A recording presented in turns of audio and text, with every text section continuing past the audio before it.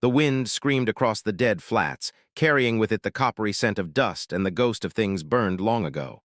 Valira limped across the scorched earth, her crimson skin bruised, robes torn and flapping around her legs like faded banners. Her feet bled with every step. Above, the twin suns of Meridian 4 blazed down, relentless and bright. The desert shimmered with heat. Somewhere beyond the next rise, she prayed, was shelter or death. She wasn't sure which she wanted more. She hadn't eaten in 3 days. Her last drink of water was from a rusted cistern that smelled of oil. Her breath rattled in her chest.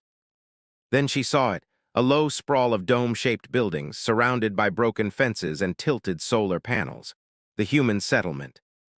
She almost turned back. Humans didn't trust her kind, especially not ones with skin like hers, red, stained by blood and rebellion. But her legs gave out first. She collapsed on the edge of the settlement. Nico Mercer had just finished his patrol when he saw her. He was a tall man, broad-shouldered, with sun-weathered skin and tired hazel eyes. The rifle slung across his back had seen better days. So had he. He didn't run to her, just watched her for a moment. She looked half dead. Then he sighed and walked toward her, boots crunching the dry ground. "You picked the wrong place to die," he muttered, kneeling beside her. Her eyes flickered open, deep gold, full of fire and pain. "Don't touch me," she rasped. "Wasn't planning to," he said, "but if you want to live, you better get up." She tried, failed. Nico exhaled, then lifted her gently. She weighed almost nothing. His small quarters above the old supply station weren't much, but they were clean, cool, quiet. He gave her water first. She drank it in gulps, nearly choking. "Easy," he said. She eyed him with suspicion. "Why help me?" "No good reason. Maybe I'm tired of watching people die." She said nothing. Her eyes drifted shut. Nico watched her a while, then stepped outside. The desert stretched in all directions, empty and endless, just like always. She woke later to the sound of humming. He was fixing something in the corner, a cracked filtration unit. "What's your name?" he asked without looking.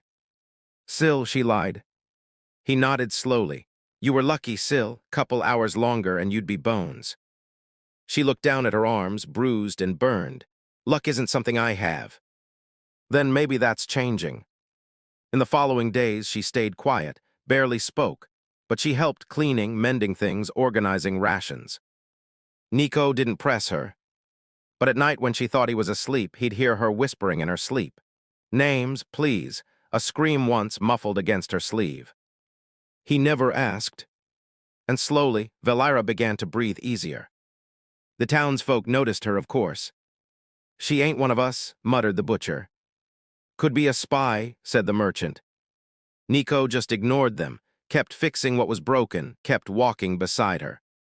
Until one day, she saved the town. A dust storm hit without warning. The solar hub overloaded, everything went dark. But Valira knew the old tech from before the war. She crawled into the hub and rewired the backup core. When the lights returned, people stared at her differently.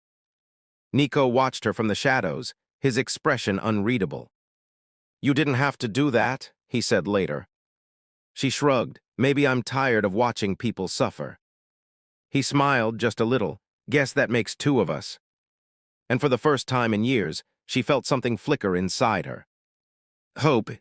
The night air on Meridian 4 was cold, sharp enough to sting the lungs.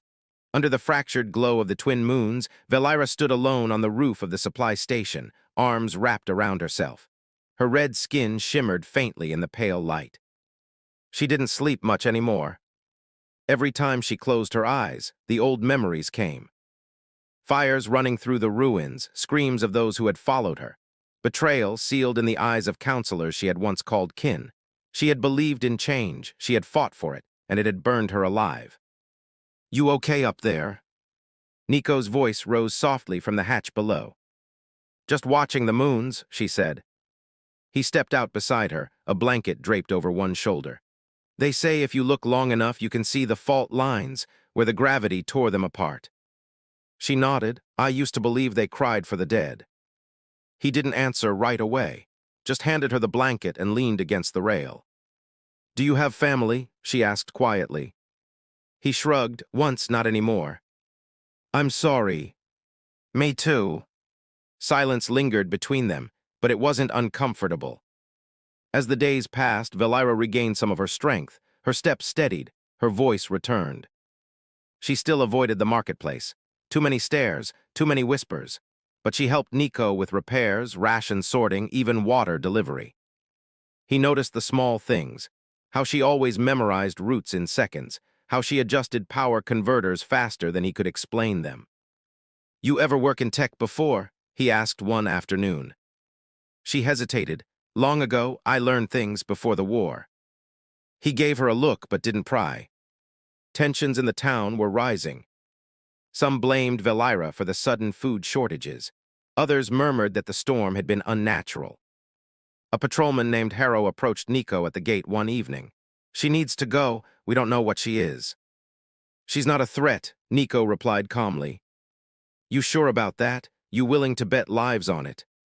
Nico said nothing, just turned and walked away. Inside, Valira was waiting. "They want me gone," she said. "Some of them, not all. They fear what they don't understand. Then maybe they should start understanding." She smiled, a small, sad thing. 3 nights later, the entire water grid failed. Pipes burst, storage cracked, filtration systems choked.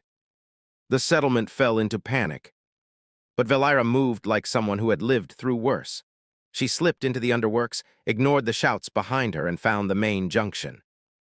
Her fingers moved with practiced ease, recalibrating circuits, bypassing corroded valves. She knew the tech better than the engineers did. An hour later, the pumps hummed to life. People cheered. She climbed back out, covered in grime. Nico handed her a cloth. "You didn't have to fix it," he said. "I wanted to. They might finally see you now. Or hate me more. Maybe, but I see you." She froze. "You keep saying you're a ghost, a rebel, a mistake," he continued. "But I see someone who saves lives when she doesn't have to, someone who stays. I don't know how to be that person. Then let me help." And he reached for her hand. She let him. As the desert sun dipped below the red cliffs, casting long amber shadows across Nico's small dwelling, the quiet settled around them like a blanket. Valira sat by the edge of the bedroll, her hands clasped tightly in her lap, crimson skin catching the fatting light. For a long while, neither spoke. Silence had become their companion in these nights. Finally, her voice broke the hush. "I wasn't just a rebel," she said softly. "I led them, all of them." Nico looked up from where he had been cleaning his rifle. His brow furrowed, but he didn't interrupt. "We believed in something better," she continued, her voice trembling. "The elders had ruled for too long, hoarding what the plains gave. We wanted to share it to free the border clans. I trusted people who said they would fight beside me." She looked down at her hands. "But they betrayed me. My second-in-command turned me over to the High Tribunal. The others vanished." Nico moved closer, setting his rifle aside. "They left you to die." She nodded, tears shimmering in her violet eyes. "I escaped execution by fleeing here. Since then, I've just been running." "You're not the only one running," Nico said, his voice low. "I was stationed at Varen's Edge during the last skirmish. They dropped us into a jungle canyon with no intel. Ambush, my squad," he paused, swallowing hard, "was wiped out. I got pulled out after 3 days, half dead. I never went back." He glanced at her, meeting her eyes. "So yeah, you're not alone in being broken." Valira reached for his hand. For a moment, they just held on to each other. Two fugitives, two survivors. In the warmth of the quiet, something fragile and tender grew between them. It began with a knock. No one knocked in the outpost unless trouble followed. Nico opened the door to find 3 bounty hunters in dust-stained armor. Their leader, a scar-faced woman with a cold grin, held up a glowing shard. "Tracking beacon," she said. "Your guest, been tagged. We want her."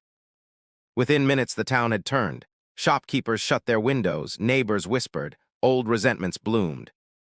"She's not going anywhere," Nico said, blocking the door. "You want to die for her, soldier." "I've already died once, try me." They fled under cover of darkness. Valira led him through dry creek beds and canyons she had mapped in her exile. 2 suns later, they found a rocky alcove beneath a cliff where they could rest. A small fire crackled between them. That night, beneath a sky of endless stars, silence stretched again. but this time it burned. "You didn't have to come with me," she whispered. "I know," Nico murmured, "but I wanted to." When he leaned in, she didn't stop him. Their lips met, slow, uncertain, but filled with everything unsaid. Pain, trust, hope, fire. In the days that followed, their bond grew. They shared food, stories, dreams. She laughed again. He smiled more. But whispers reached their shelter. Bounty hunters regrouping. Old enemies gathering. Valira watched the horizon. "It won't be long, they'll find us."